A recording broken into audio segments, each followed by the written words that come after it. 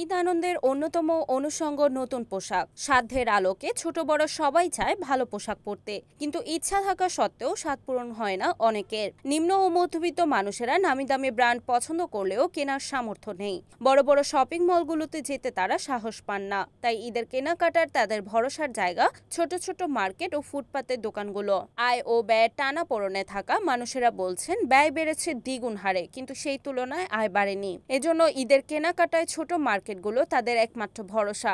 ঢাকার খিলগাঁও তালতলা মার্কেটে মোটামুটি সীমিত মূল্যে পাচ্ছেন ক্রেতারা তাদের ঈদের নতুন জামা কাপড়। তাই জমে উঠেছে মার্কেটটি। এখানে ফুটপাত, দোকান, মার্কেট সহ রয়েছে দামি ব্র্যান্ডের শোরুমগুলো। তাই প্রতিটি শ্রেণীর ক্রেতার ভিড় রয়েছে এখানে। বিক্রেতারা জানাচ্ছেন যে ঈদ মৌসুমে তাদের ব্যবসা অনেকটাই বাড়ছে। বেশিরভাগ ব্যবসায়ীরা জানান, বাজারে ক্রেতাদের চাহিদা অনুযায়ী বিভিন্ন ধরনের পোশাক, জুতা, প্রসাধনী এবং অন্যান্য পণ্য বিক্রি হচ্ছে।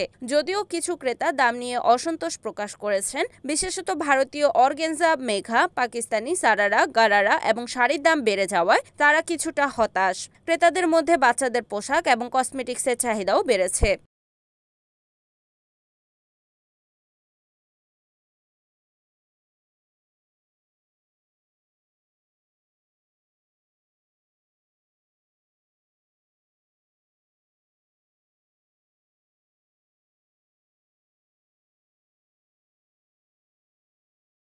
Report Mohammad Kamrul Islam, NN TV, Dhaka.